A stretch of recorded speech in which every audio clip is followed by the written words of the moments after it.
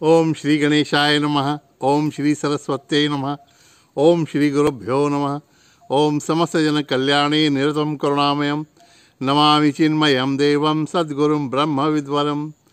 सर्वमंगल मांगल्ये शिवे सर्वासाधिके शरण्य त्र्यंबके गौरी नारायणी नमोस्तुते।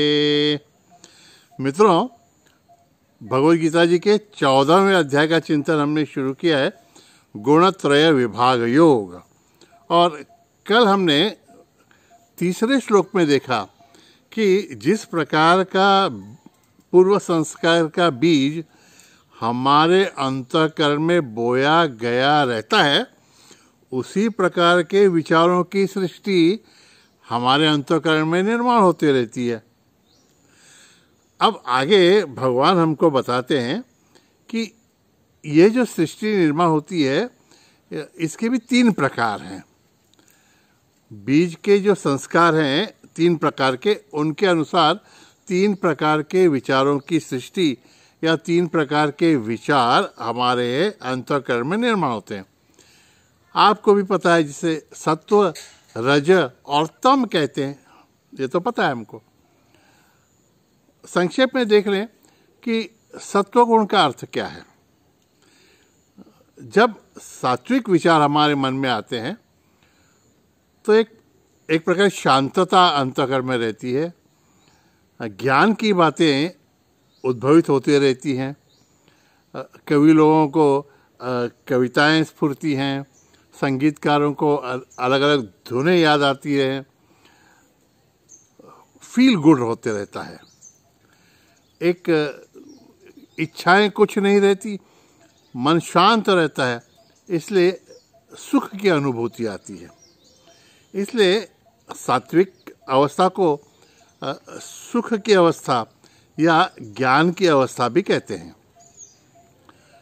और भगवान कहते हैं कि सत्व गुण में रहने वाले जो लोग हैं वो प्रगति करते हैं, ऊर्ध्व गच्छन्ति, ऐसा है, ऊपर की ओर जाते हैं, प्रगति करते हैं। दूसरा जो गुण है रजोगुण, राजसिक अवस्था में रहने वाले लोग जो हैं, या मन में जब राजसिक विचार आते हैं तो राजसिक या रजोगुण का मतलब है खलबली। अंतःकरण में कुछ नई नई इच्छाएं, कामनाएं निर्माण होती रहती हैं। मन में ऐसी भावना आती है कि अभी हम अपूर्ण हैं, ये कुछ प्राप्त हो जाएगा तो आनंद हो जाएगा। इसलिए मन में विचारों का आंदोलन शुरू हो जाता है, अस्वस्थता निर्माण हो जाती है, तो मनुष्य कर्म करने की ओर प्रवृत्त होता है। तो बेसिकली ये दुख की अवस्था है और कर्म की ओर प्रवृत्त करने वाली अवस्था है रजोगुण। रजोगुण में रहने वाला जो आदमी है, भगवान कहते हैं कि वो उसी अवस्था में रहता है, ऊपर भी प्रगति की ओर भी नहीं जाता और अधोगति की ओर भी नहीं जाता। जो जिस अवस्था में वह है वहीं पे कुछ न कुछ और प्राप्त करने का प्रयत्न करते रहता है। तमोगुण की जो अवस्था है वह अज्ञान की अवस्था है। सत्व की ज्ञान की है तो ये अज्ञान की अवस्था है, निद्रा की अवस्था है, आलस्य की अवस्था है, प्रमाद की अवस्था है, मुझे कुछ पता ही नहीं, ऐसा भाव इस अवस्था में रहता है। ये भी शांतता की अवस्था है जैसे कि सत्वगुण की, लेकिन इसमें ज्ञान नहीं रहता। इसका तो अनुभव हमको है ही है। हम सोते रहते हैं तो भी एक उठने के बाद जागृति के में जब आ जाते हैं तो सुप्तावस्था में कुछ आनंद प्राप्त किया, ऐसा अनुभव हमको बाद में आता है।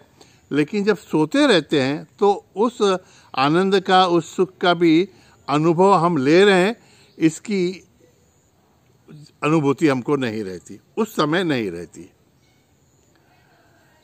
और ये तामसिक अवस्था जो है, कभी कभी क्रोध की अवस्था भी हो जाती है। रजोगुण की लोभ की है तो तमोगुण की क्रोध की अवस्था हो जाती है। और भगवान कहते हैं कि तमोगुण में रहने वाले लोग अधोगति की ही ओर जाते हैं, क्योंकि कुछ और प्राप्त करने की प्रेरणा भी उनमें नहीं रहती और कुछ कर्म करने का उत्साह भी उनको नहीं प्राप्त होते रहता। सत्व रजत तम भगवान ने 13वें अध्याय में भी बताया और यहाँ पे 5वें श्लोक में भी शायद भगवान बताते हैं कि ये तीनों गुण जो हैं वह प्रकृति से निर्माण होते हैं। प्रकृति से निर्माण होते हैं, लेकिन ये जो 3 गुण हैं ये क्षेत्रज्ञ को, पुरुष को शरीर से बांध देते हैं, बंधन में डालते हैं, क्योंकि जो क्षेत्रज्ञ है इन गुणों से एकरूप होते हुए शरीर से एकरूप होता है और फिर कर्म करने लगता है, फिर सुख का अनुभव लेता है या फिर आलस्य का अनुभव लेता है। तो ये 3 गुण बांधते हैं, इसलिए इन्हें गुण रस्सी कहा गया है।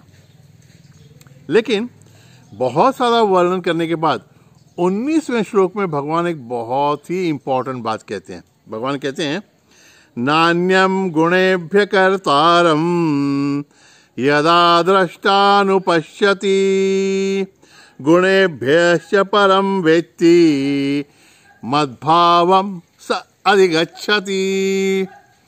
भगवान बोलते हैं नान्यम गुणेभ्यः कर्तारम यदा द्रष्टा अनुपश्यति। ये लाइन महत्व की है।